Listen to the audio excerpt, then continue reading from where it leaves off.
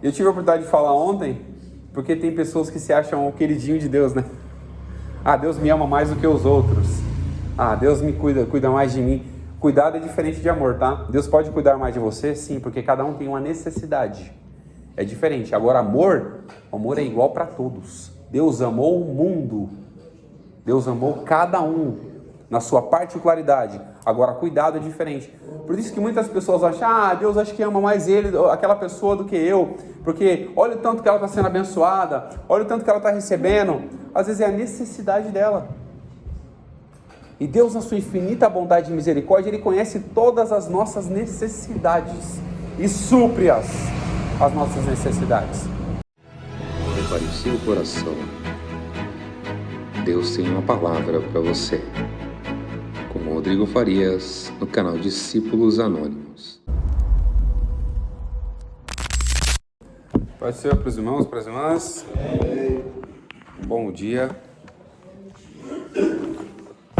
Hoje a gente vai tratar sobre a lição de número 4, a paternidade divina. Antes de entrarmos aqui no primeiro tópico, do primeiro subtópico, quando fala sobre a questão divina, a gente já tem na leitura bíblica em classe aqui alguns pontos bem interessantes. Primeiro, o Pai é a fonte de tudo, Ele é soberano. O Pai sempre foi eternamente, sempre foi eterno e vive eternamente. O Pai gera o Filho e ambos têm a vida em si mesmo. Aqui uma observação, quando fala que o Pai gera o Filho, não é que o Pai gerou o Filho, Jesus, em eternidade. Fala quando gerou o Filho humano para poder morrer numa cruz. O Espírito procede do Pai. Confessar a Cristo revela a habitação de Deus. O amor de Deus lança fora todo temor. Primeiro tópico do primeiro subtópico fala a definição da paternidade. Nós sabemos, todo mundo já sabe o que é uma paternidade, né? Aquele que é dado como pai, aquele que age como pai. E tem até um ditado comum entre as pessoas, inclusive eu que trabalho nessa área de familiar, né? Tem muitas mães que falam, ele não é pai, ele é genitor. Ele só gerou só. Ele não é pai. Por quê? Tem um ditado popular que fala que pai é aquele que cria, ou aquele que cuida. Então Deus, além de ter gerado a gente, ainda Ele cuida da gente, trata a gente como filho todo dia e nos ensina a amar, a respeitar, e sempre tem todo o carinho. Em Efésios capítulo 4, verso 6, diz o quê? Que há um só Deus e Pai de todos, o qual é sobre todos e por todos e em todos vós. Então, quando eu falo sobre a nossa paternidade, nós não temos vários pais, nós não temos vários deuses. Nós temos um Pai e um Deus que subdivide em 3 pessoas, o Pai, Filho e Espírito Santo. Então, esse Deus como Pai é o nosso único Deus verdadeiro, é o único Deus poderoso. Ele não divide a glória dele com ninguém, Ele não reparte aquilo que Ele tem, a sua divindade, a não ser com o Pai, com o Filho, com o Espírito.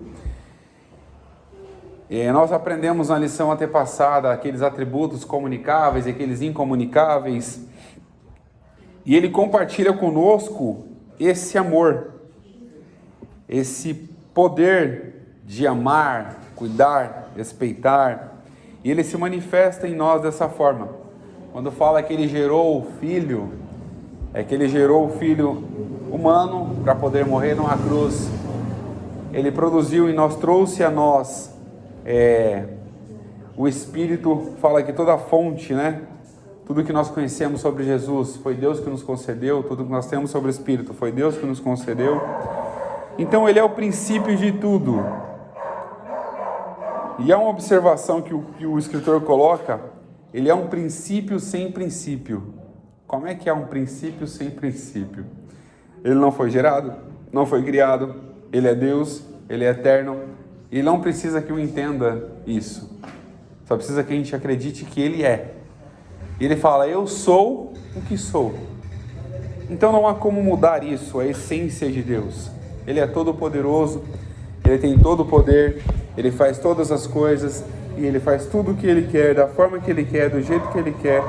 porque Ele é o Pai, Ele é a fonte de tudo, Ele é soberano, e não existe outro Deus que se compare ao nosso Deus. Se não me falha a memória, o primeiro mandamento que Deus deixa, quando criou as leis ali das tábuas das leis, para deixar para Moisés e o povo, Ele fala: não terás outros deuses diante de mim. Porque só Ele é Deus. Você vai ter outras matérias, mas só Ele é Deus. Você pode criar várias coisas e adotá-las como Deus. Cria imagens, idolatra bens, carros, casas. Mas só Deus é um Deus verdadeiro.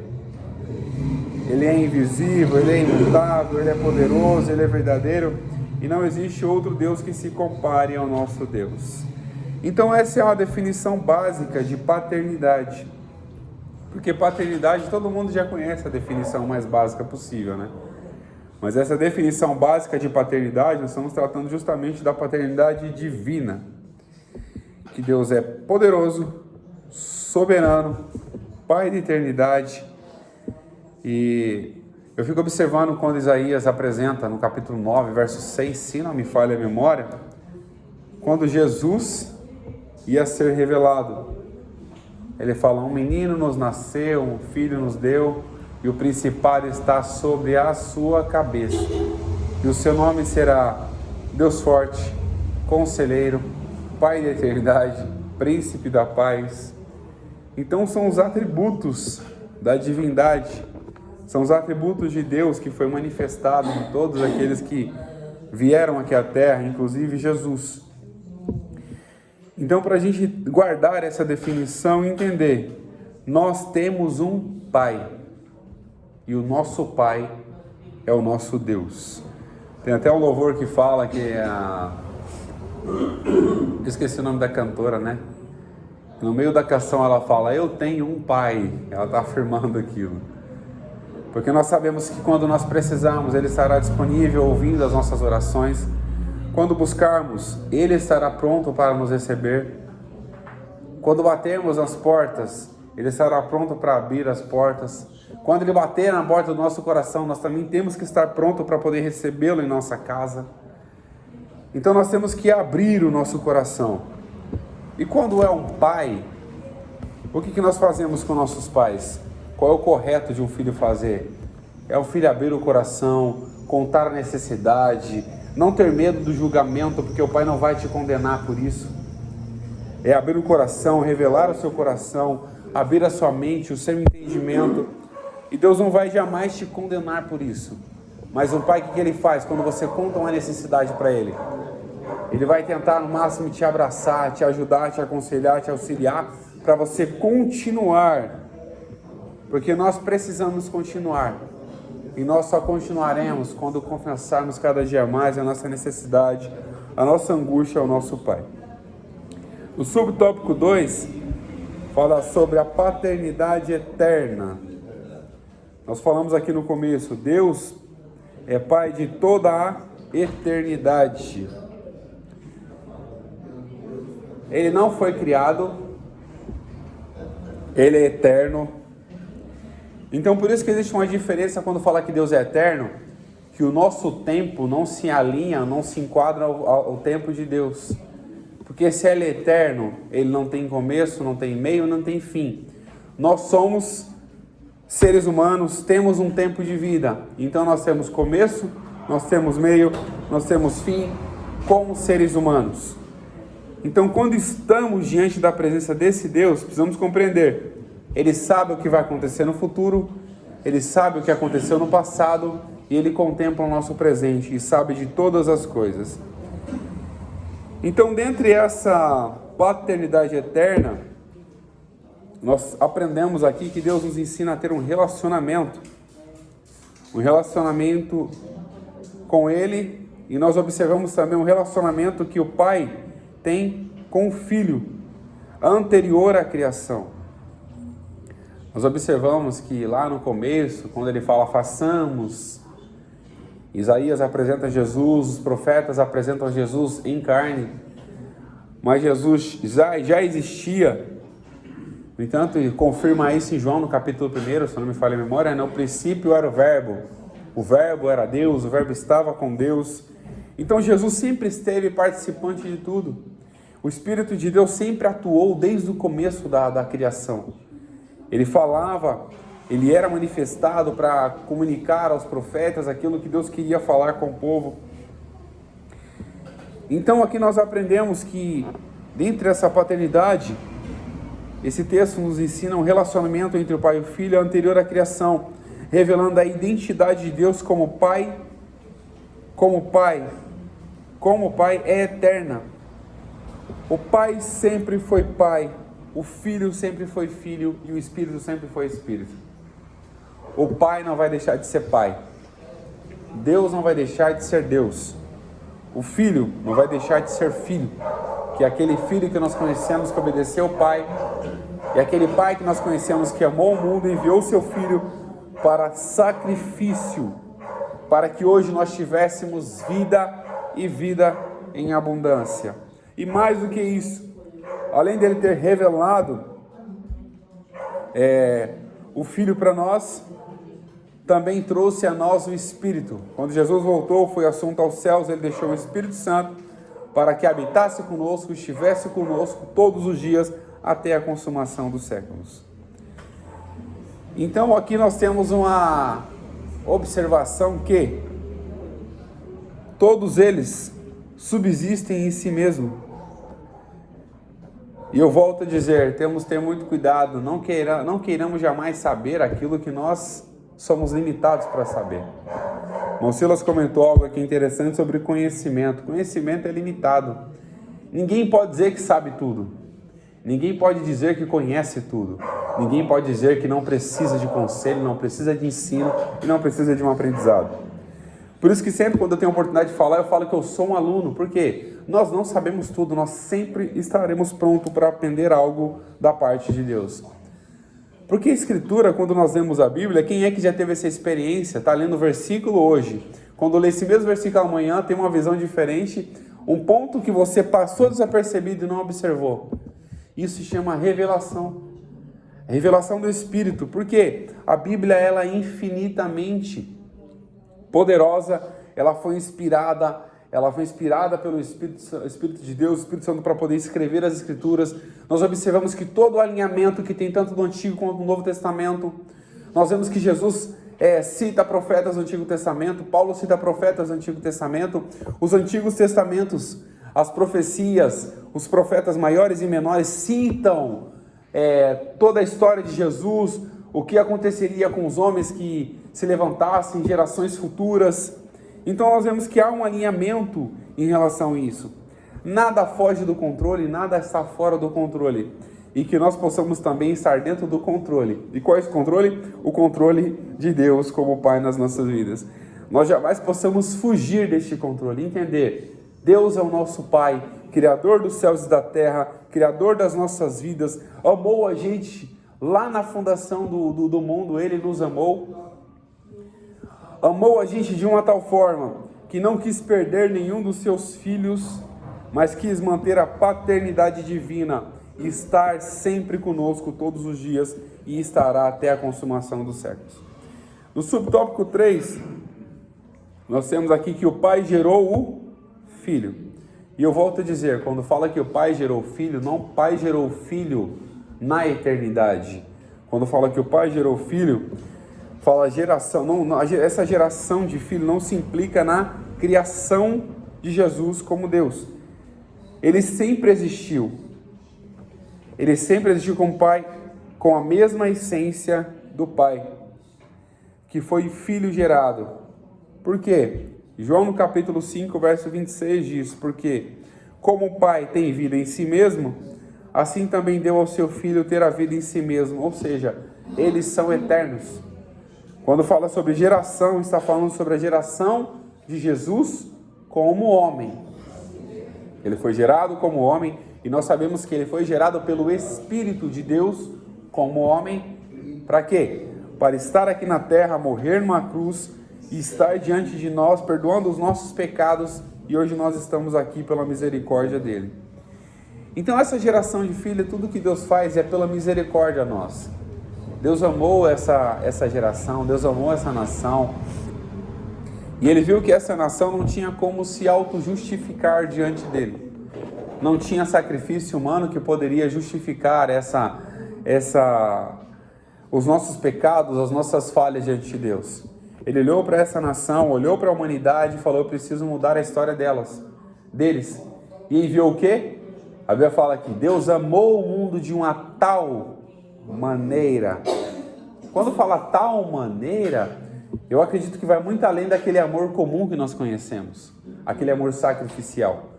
Vai muito além disso, porque Jesus não só veio aqui para ser um sacrifício, mas ele fez toda a sua obra, pregou o evangelho aos cativos, curou os enfermos, trouxe vida àqueles que estavam mortos, curou os leprosos, trouxe restauração àqueles que não tinham esperança,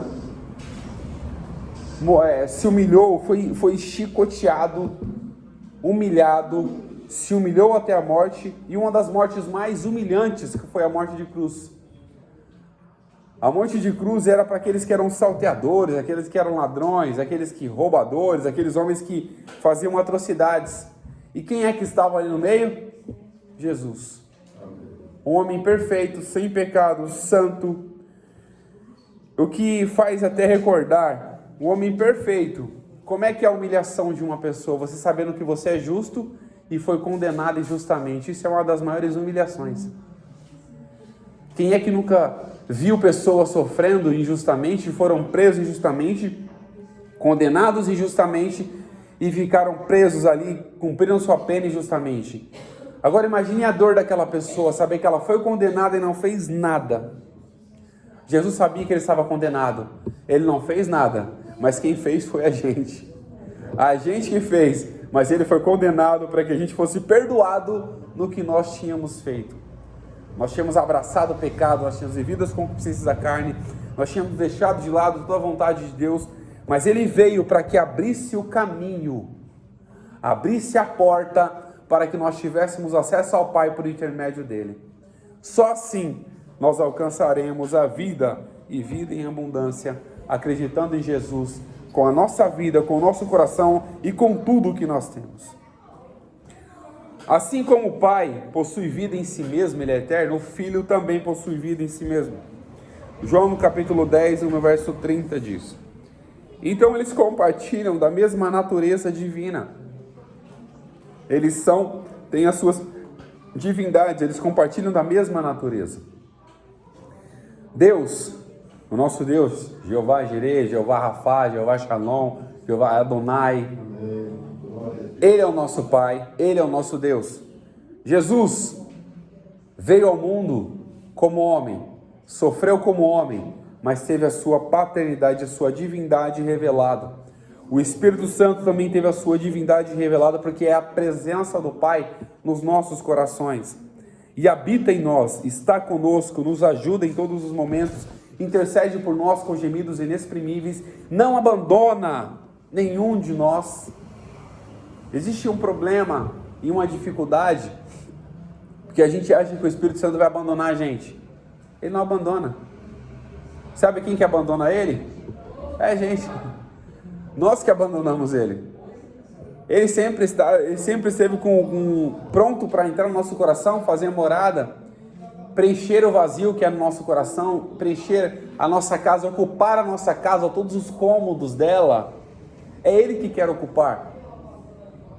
Todos os cômodos da nossa casa ele quer ocupar, e que é o Espírito que habita em nós todo momento da nossa vida. Então o Pai nos concede o Espírito. O Espírito é uma concessão do Pai.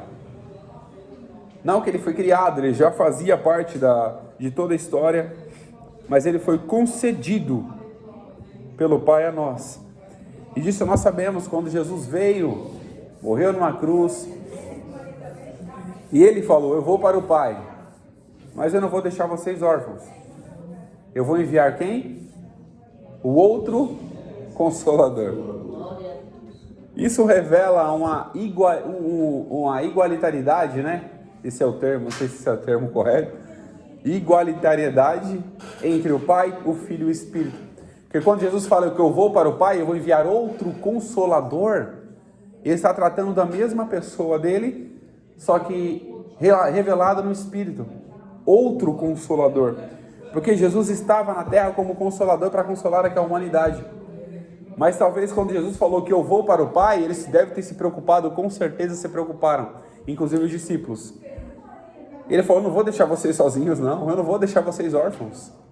Eu vou enviar outro Consolador para que esteja convosco todos os dias, habite em vós e viva no coração de cada um de vocês. E esse Espírito é o Espírito de Deus que nos ajuda no dia a dia, nos ajuda a entender coisas que nós não entendemos, nos revela a palavra. Quem é que nunca teve a oportunidade de ler a palavra, de repente sim, ver algo tão maravilhoso na sua leitura, você fala, nossa, eu não tinha visto isso. Isso é a manifestação do Espírito na sua vida. Isso é a manifestação de Deus, por intermédio do Espírito na sua vida, que Ele te mostra aquilo que Ele quer. E quem é que nunca recebeu o dom de Deus, a parte de profecia, dom de visão, e de repente vê aquilo? Esses são os dons do Espírito dado a nós. O dom de curar, o dom de ministração de maravilhas, o dom de revelação, o dom da palavra, o dom da sabedoria, o dom de discernimento de espíritos. Isso tudo foi revelado a nós por intermédio do Espírito. E veio uma confirmação daquilo que Jesus falou, a obra que eu faço aqui, vocês vão fazer maiores ainda.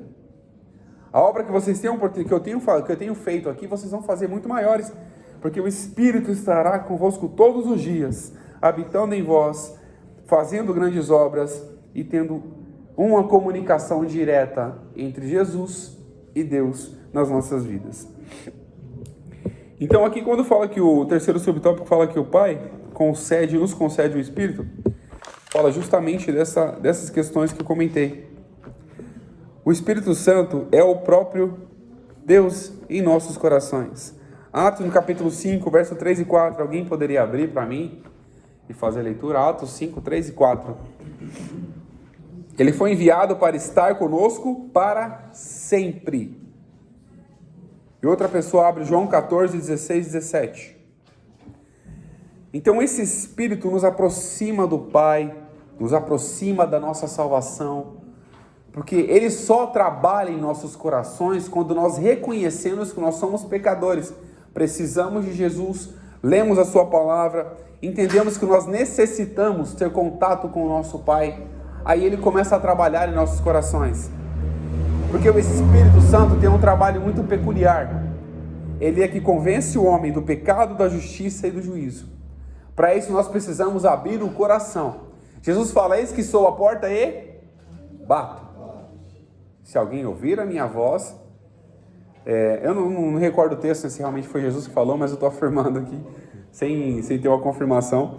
Mas fala, eis que estou à porta e bato. Se alguém ouvir a minha voz, abrir a porta, eu entrarei em sua casa, Jesus mesmo. Entrarei em sua casa, cearei com ele e ele comigo.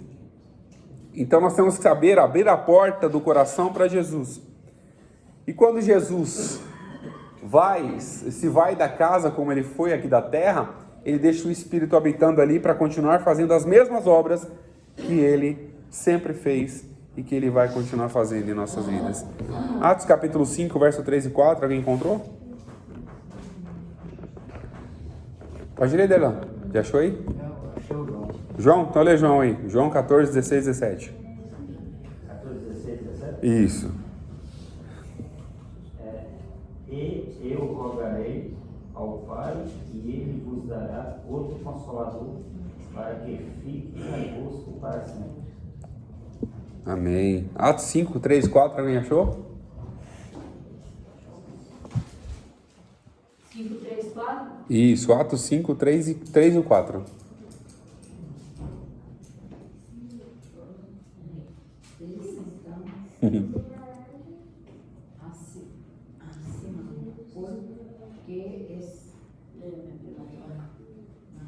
Disse então Pedro, Ananias, por que encheu?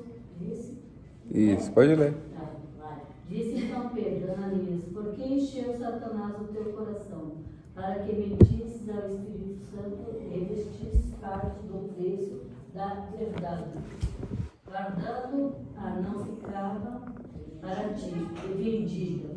Não estava em teu poder, porque mataste esse desígnio em teu coração. Não me mentiste, e aos homens maus a Deus, E Ananias, ouvindo estas palavras, caiu e expirou. E um grande temor veio sobre todos os que isto ouviram. Obrigado, irmã Márcia. Obrigado, irmão Delan, também pela participação. Então aqui nós temos a informação. Quando Ananias e Safira mentiu, o que o apóstolo falou? Vocês estão mentindo para o próprio Deus. Vocês mentiram ao Espírito de Deus. Então logo o que aconteceu com eles? Eles foram fulminados. Porque nós sabemos que com Deus ninguém pode brincar, né? A gente não pode zombar de Deus. A gente não pode... Eu tenho uma observação. Por mais que a pessoa se diga ateu, se diga de outras religiões, você nunca vai ver ela falando, maldizendo a Deus. Ela tem temor, ela tem medo. E não chega nem a ser temor, é medo, porque o temor, ele muda o coração da gente. O medo, ele faz a gente não fazer aquilo. Uma vez eu estava conversando com um rapaz que ele era da Mesa Branca, né? Ele estudou comigo. Mesa Branca é uma banda, essas coisas, né? Mesa Branca. Aí ele falou pra mim, eu falei, você já leu a Bíblia? Já, mas a Bíblia tem muitas coisas malditas. Eu falei, aí ele mesmo, na hora que ele falou isso, ele falou, não quis dizer isso. É muitas coisas mal interpretadas, mal faladas. Ele se corrigiu, porque ele teve o quê? Medo, temor. Porque se ele fala que a Bíblia tem coisas malditas, então era para ele tratar a Bíblia como um livro comum, mas quando ele mesmo se corrigiu, ele já tornou toda a essência da Bíblia na vida dele. E o temor, o medo que ele teve de falar aquilo. Porque as Escrituras são divinamente inspiradas por Deus. Tudo que nós temos aqui, nós observamos, são 66 livros que nós temos. Todos esses livros, você não vê nenhuma contradição entre eles. Você não vê nenhuma contradição. Você vê revelações do Antigo Testamento cumpridas no Novo Testamento. Você vê revelações do Novo Testamento que ainda vão se cumprir. Você vê revelações que foram ditas no Novo Testamento que ainda estão cumprindo. O amor de muitos se esfriará. É pai contra filho, filho contra pai, reino contra reino, nação contra nação. Nós vemos isso. E não é muito longe, aqui pertinho, aqui, ó.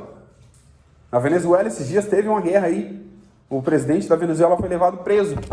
Por quê? Reino contra reino, nação contra nação. E por se multiplicar a iniquidade, o que aconteceria? O amor de muitos se esfriaria. Mas se Deus é amor, o que faz com que as pessoas se esfriem o amor? A ausência de Deus. E você vê que você falou do seu colega aí, se você olhar aqui no final da Bíblia, está assim, se alguém tirar qualquer palavra do livro dessa profecia, Deus tirará a sua parte da árvore da vida. E a cidade santa está escrita neste livro. Aí ele fala das pragas também. Apocalipse, né? E se você acrescentar ou tirar as pragas que estão no livro, isso foi quando... Outra vez a Bíblia diz que ela não omitiu, né? Esse diz tirar um tio, nem um tio e nem um J. A palavra de Deus, né? Por isso que a gente corre... Por isso que a gente corre um risco muito grande. Por isso que a gente corre um risco muito grande. Eu sempre falo para todas as pessoas, eu sempre comento isso.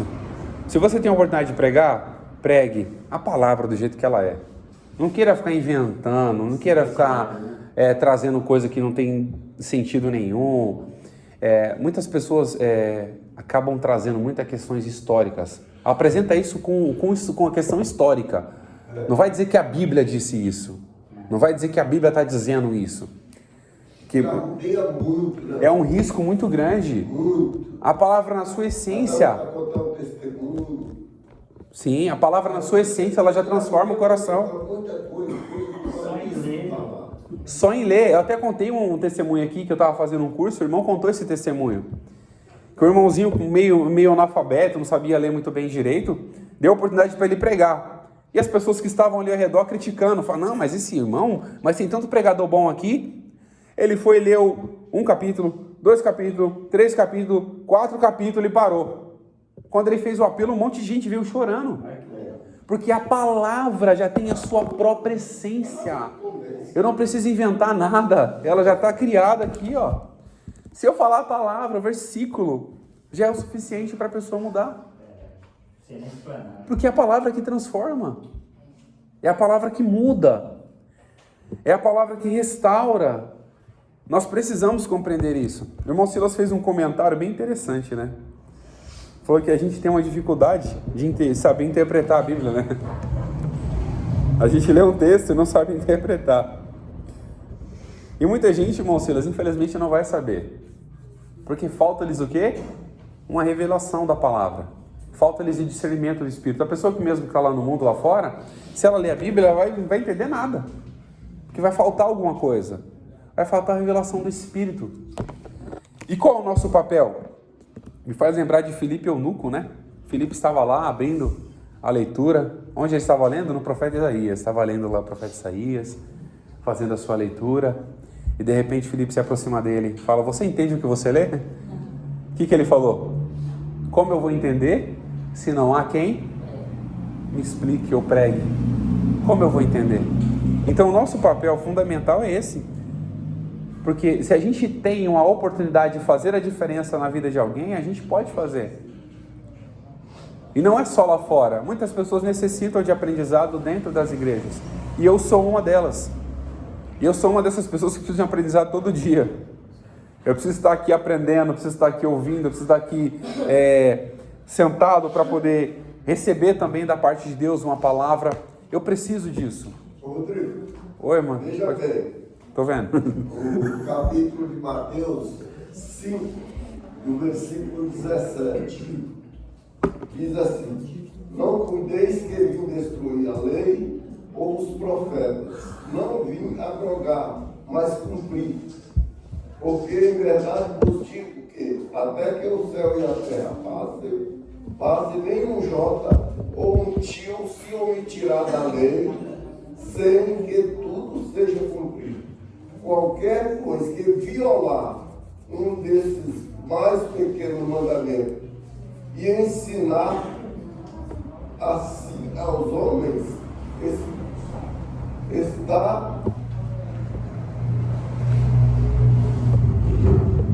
está chamando o menor no reino dos céus. É um perigo muito. Então ele não veio abrogar, desfazer, né? Mas cumprir. Jesus era o único que tinha a capacidade de cumprir toda a lei. Nenhum ser humano foi capaz de cumprir a lei. Porque se você, como o versículo fala, se você cumprir a lei todo e tropeçou num tio, pronto, já era. Você tropeçou em um mandamento, você tem 10, 12, 10, vários outros mandamentos que tem. Hoje muito mais fácil das pessoas entenderem. Porque hoje tem muito mais pessoas explicando a palavra. Só que falta interesse das pessoas procurarem entender o que está sendo explicado. Mas até porque alguns acham que sabem. Aí isso aí que está falando aí já sei. Às vezes nós dizemos que sabemos das coisas, mas não colocamos em prática. Entendeu? Aí eu conheço a Bíblia, mas eu não pratico. Então, isso não vale nada do meu conhecimento. Né? Eu tenho que praticar. Então, muitas hoje, as pessoas hoje, eu não vou não, porque toda vez que eu vou na igreja é aquela mesma coisa. Nós não estamos falando da palavra. Ele diz: bem-aventurado aqueles que ouvem e praticam as palavras dessa profecia. Mas as pessoas não, hoje eu já sei de tudo. Eu tenho que ir, mas eu já sei o que ele vai falar lá, ele fala lá, eu já ouvi tanto aquilo. O próximo presidente vai ouvir aquilo. A palavra de Deus, ela nunca se torna uma coisa inflatória para quem quer crescer, né? Espiritualmente. Jamais. Sim. A palavra de Deus, ela não nos traz fadiga, não nos traz coisas ruins, ela só nos traz coisas boas. Palavras duras, às vezes você vai meditar, aquela palavra pode ser para mim. Você tem que fazer me diga aí porque eu devo mudar. Não é isso? Às vezes nós somos seletivos, né? A palavra boa eu quero, a palavra de correção eu não quero, não. Correção Mas sabia que a correção é uma demonstração de amor? Porque Deus corrige aquele que ama. É uma demonstração de amor. Castiga também, viu? Sim. É uma demonstração de amor. Vamos lá, vamos para o próximo aqui. Eu queria que alguém separasse para mim Romanos 10, do 9 ao 10, tá? Mas não é para ler agora não, assim que eu pedir aqui a gente já lê. Então aqui nós temos o confessar Cristo como Filho. Quando você confessa a Cristo, confessa a Jesus, que é o Filho de Deus, está relatado em 1 João capítulo 4, verso 15, que diz: qualquer que confessar que Jesus é o Filho de Deus, Deus está nele e ele em Deus. Então aqui já vai mais um reconhecimento da paternidade divina. Quando você reconhece que Jesus Cristo é o Filho de Deus, você tem Deus no seu coração. Então é uma ligação muito forte, porque nós precisamos estar diante de Jesus, porque Ele é o caminho, Ele é a porta da salvação, Ele é o caminho, Ele é a verdade. Nós temos que estar em Jesus para poder alcançar ao Pai. E quem é que faz toda essa obra no nosso coração? É o Espírito. O Espírito faz toda essa obra. Nos convenceu do pecado, da justiça, do juízo.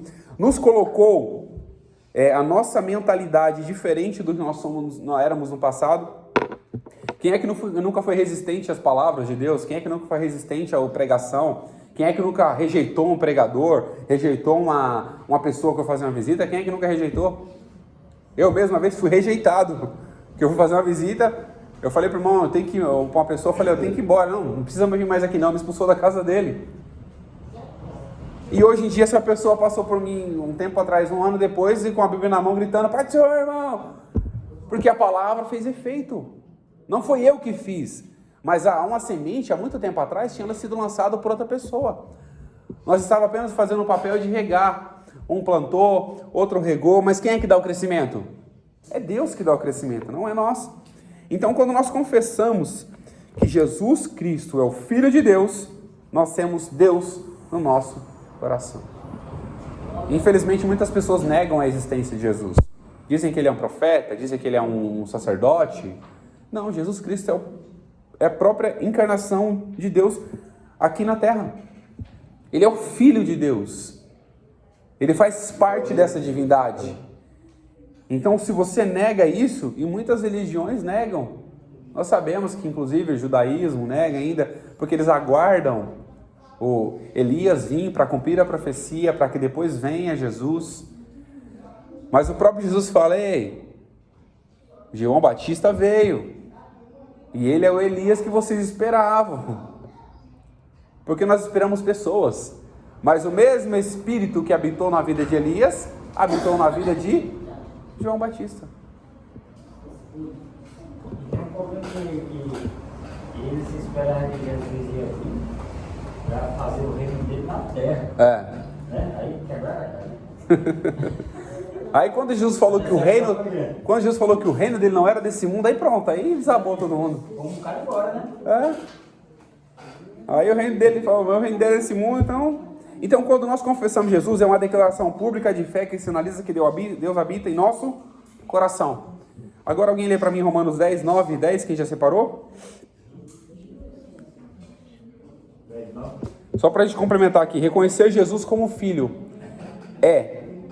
como filho de Deus, é a única forma legítima de acesso ao Pai.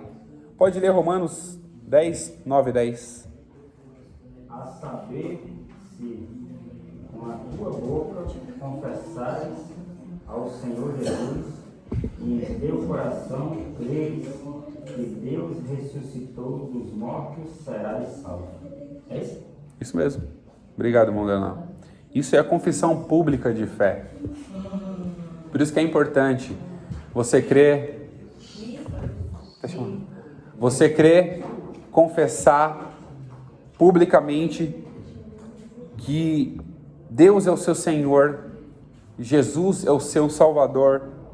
Então isso transforma a sua vida diante das pessoas. Faz com que sua vida seja transformada e Deus habite no seu coração. O Espírito Santo faça morada dentro do seu coração e transforme cada dia o seu modo de pensar e o seu modo de agir. A perfeição do amor. Deus é amor. E quem está em amor está em Deus e Deus nele. O amor é inquebrável, nenhum poder ou circunstância poderá separar-nos do amor de Deus. Desse amor. Romanos 8:38 fala que quem nos separar do amor de Deus, a profundidade, a altura, a largura, comprimento, nada nos poderá separar do amor de Deus que está em Cristo Jesus. Nada nos poderá separar. Mas existe um detalhe. Deus ele vai continuar te amando, independente da situação. Mas muitas vezes nós deixamos de receber o amor. Tantas vezes nós ouvimos falar, o Luiz costuma falar bastante, daquele irmão, daquela pessoa que ele conta essa história, né, esse testemunho. Muitas pessoas perderam a salvação porque negaram o perdão. E quando você nega o amor, você não vive o amor. Quando você aceita o amor de Deus, você vive o amor de Deus que habita no seu coração e estará sempre com você. Então foi o amor de Deus que nos buscou e nos salvou e nos guarda até o fim. Como eu falei aqui, porque Deus amou o mundo. Eu tive a oportunidade de falar ontem, porque tem pessoas que se acham o queridinho de Deus, né? Ah, Deus me ama mais do que os outros. Ah, Deus me cuida mais de mim. Cuidado é diferente de amor, tá? Deus pode cuidar mais de você? Sim, porque cada um tem uma necessidade. É diferente. Agora, amor é igual para todos. Deus amou o mundo. Deus amou cada um na sua particularidade. Agora, cuidado é diferente. Por isso que muitas pessoas acham, Deus acho que ama mais aquela pessoa do que eu. Porque olha o tanto que ela está sendo abençoada, olha o tanto que ela está recebendo. Às vezes é a necessidade dela. E Deus, na sua infinita bondade e misericórdia, Ele conhece todas as nossas necessidades e supre as nossas necessidades. Então Ele olha para o irmão Delan e fala, irmão Delan está precisando disso, então eu vou dar isso para ele.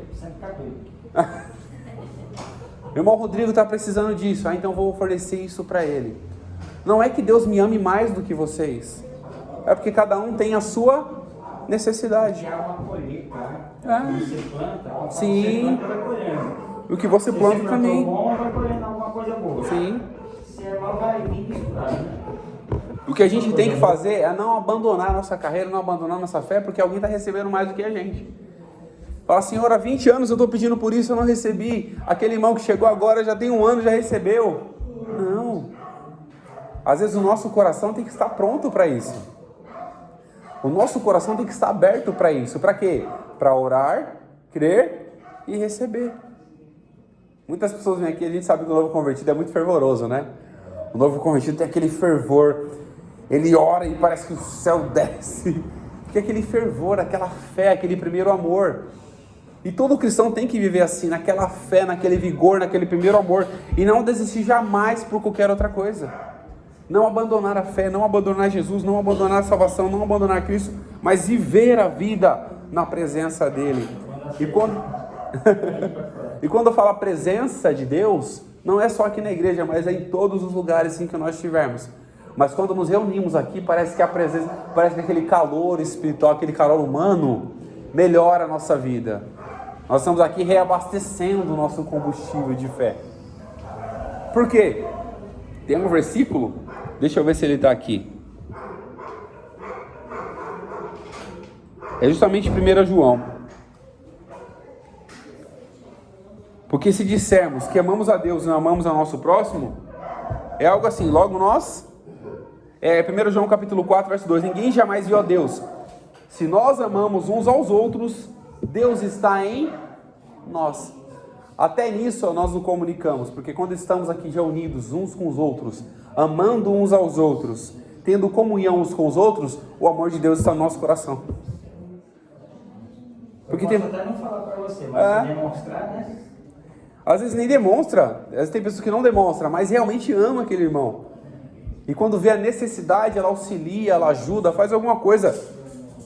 Que nem nós precisamos cada dia mais compartilhar isso, compartilhar esse amor. E ele pode ser de qualquer forma, tá? Pode de qualquer outra forma. Uma palavra de conselho, uma palavra de ânimo, até mesmo uma correção. Nós corrigimos o nosso irmão. Fala, irmão, eu sei que eu não sou perfeito. Nós temos que ter a humildade de reconhecer que nós não somos perfeitos, tá? Quando você olha para o irmão e fala, irmão, eu sei que eu não sou perfeito, mas eu estou vendo você indo por esse caminho, pode ser ruim para você no futuro. Pode destruir a sua vida espiritual. Porque tem pessoas que querem corrigir os outros como se fossem 100% santo. Não, ninguém é 100%. Nós estamos em aperfeiçoamento diário. Porque ao mesmo tempo que eu posso estar aqui pregando, daqui a pouco eu chego lá em casa, eu começo a discutir, brigar com os meus filhos, com a minha esposa e começar a falar um monte de palavrão. Eu preciso de aperfeiçoamento todos os dias. Não que eu faça isso, tá, irmão? Graças a Deus eu estou liberto disso. Mas como novo convertido, a gente sempre solta alguma coisinha. Graças a Deus eu estou liberto disso. Eu sei que isso aí pode fazer mal para mim. Porque olha só, para você ter ideia, nós somos adoradores. O que tem que sair da boca de adorador? A adoração. Isso não é adoração.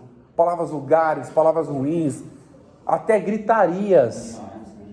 Até gritarias dentro do nosso lar pode fazer mal para a nossa vida. Até gritarias. E nós sabemos que existem muitas outras... o mundo espiritual, a gente tive a oportunidade de pregar uma vez, o mundo espiritual é muito real. E eu contei história sobre um surdo. Um mudo, se eu não me engano. Eu não lembro. Era um mudo. Jesus expulsou um espírito mudo de uma pessoa. O espírito maligno se apossou daquela pessoa e fez com que ela ficasse muda. Olha só para você ter ideia. Como o inimigo ele quer destruir a nossa vida em tudo que ele tem oportunidade. Mas Jesus ele não quer destruir. Ele veio para reconstruir a nossa vida. Reconstruir a nossa história e falar, eis que eu dou algo novo, eis que eu faço nova todas as coisas, eis que eu dou um novo nascimento, um novo mandamento, uma nova história, um novo futuro. Então receba essas coisas novas. Nós temos que receber coisas novas todos os dias em nosso coração. Esse negócio que você falou de novo convertido, né? Esse amor, né? Rapaz, quando eu aceitei Jesus na Universal, eu ia para toda a reunião. Ia participar até daquele voto lá do... Como é que chama?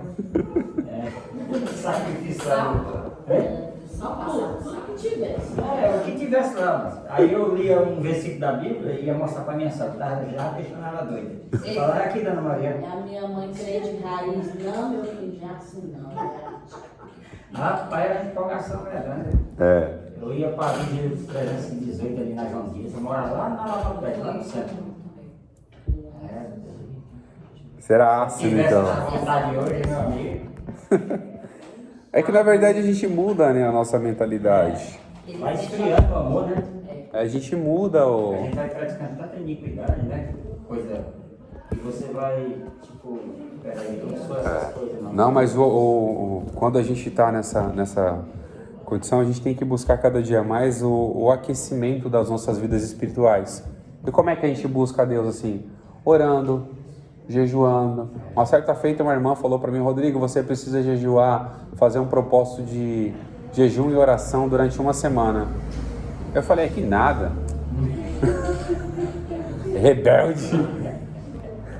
Rebelde que só. Mas só que mal sabia eu que era Deus me preparando para uma coisa que ia vir e era muito pesada. Eu não fazia a mínima ideia do que ia para acontecer comigo.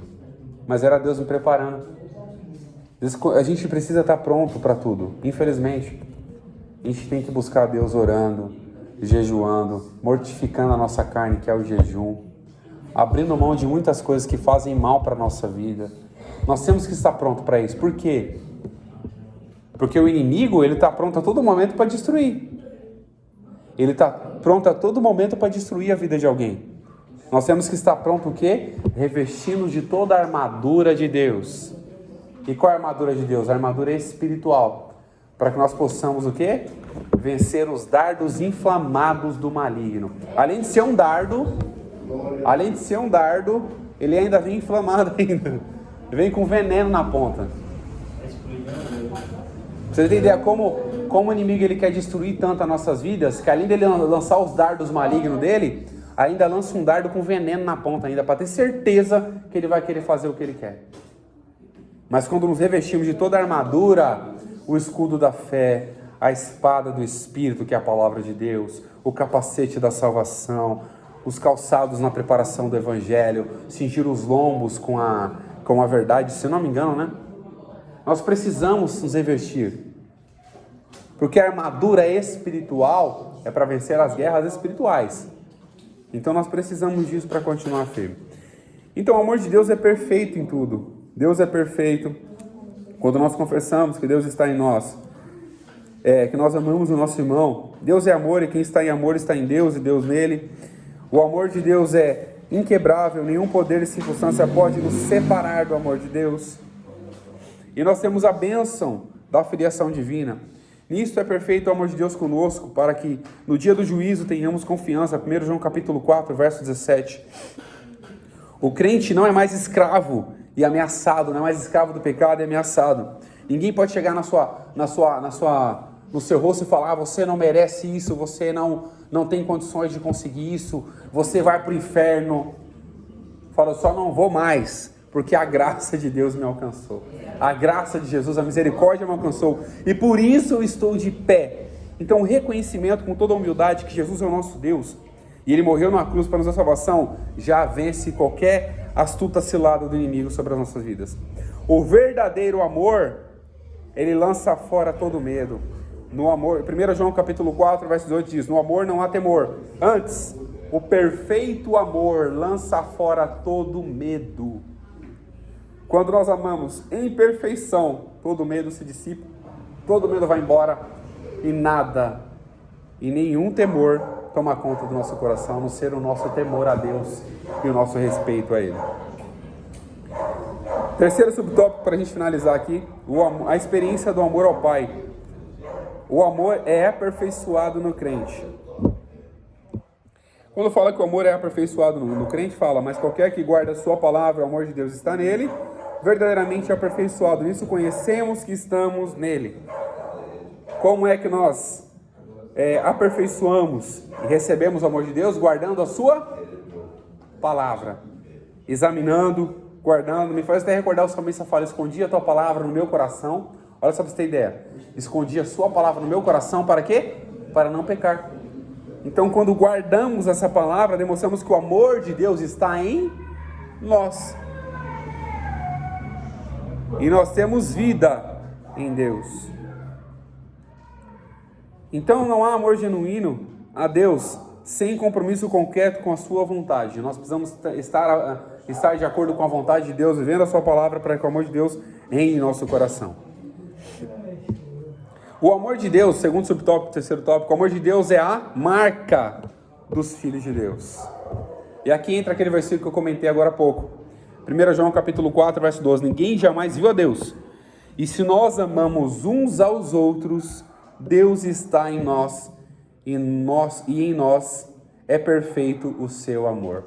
Olha só para você ter ideia. A única forma de aperfeiçoar, ter a perfeição do amor de Deus no nosso coração é o quê? Amando uns aos outros.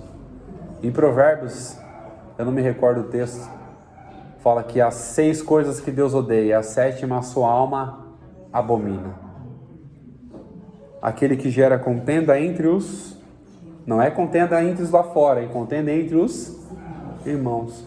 Logo, quando geramos contenda entre nós estamos dizendo que o amor de Deus não está em nós. Nós estamos negando o amor de Deus. Mas quando nós amamos uns aos outros, eu falo amar, não é você estar 24 horas na casa dele, não. Isso não é amor, é questão de saco. Você está 24 horas na casa do irmão, tomando café todo dia, isso não é demonstração de amor. Demonstração de amor é cuidado.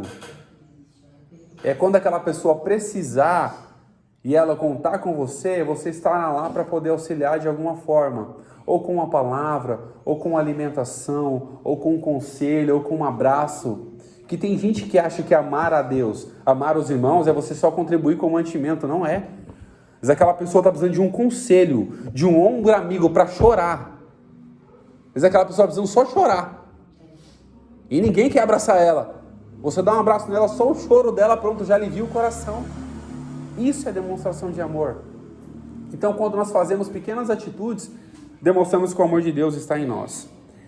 Nós somos amados primeiro, terceiro subtópico. Nós o amamos porque Ele nos amou primeiro. É interessante aqui porque nós vemos a base de troca, né?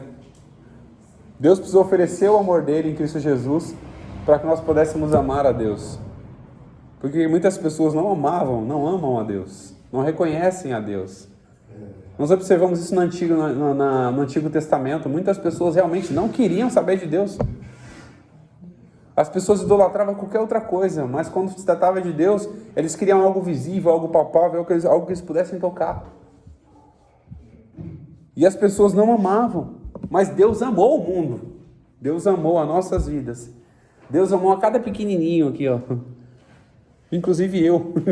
Sou o menor, eu costumo dizer que tem um colega meu, quando eu tenho a oportunidade de conversar com ele, ele fala: rapaz, você é meu mestre. Eu falei: rapaz, eu sou o menor, eu sou auxiliar do auxiliar. E ele fala: eu sou o pano de chão da igreja. Eu falo: eu sou o rejunte.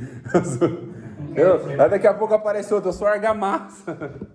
Porque nós vamos ter essa compreensão. Não importa o que eu tenha, o que eu saiba, eu vou continuar sendo o menor na casa de Deus. Porque aquele que não se acha humilde, mas aquele realmente é humilde, porque humildade não está em aparência, aquele que realmente é humilde, Deus exalta. Deus exalta. Porque é uma diferença. A pessoa, quando sabe ser humilde, quando está embaixo, ela vai continuar sendo humilde quando estiver lá em cima. Se ela alcançou o grau da humildade aqui, eu falo que eu até escrevi uma frase ontem. A humildade é o grau máximo de sucesso de um cristão. A humildade é o grau máximo. Porque quando somos humildes, a nossa alma acha descanso em Jesus. É o grau máximo. Que quem é que não quer ter descanso nessa vida?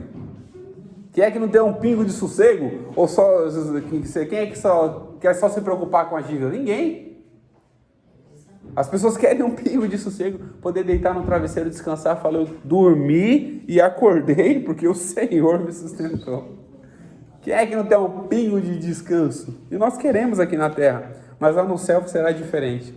Lá não haverá dor, sofrimento, angústia, nada que nos poderá distanciar.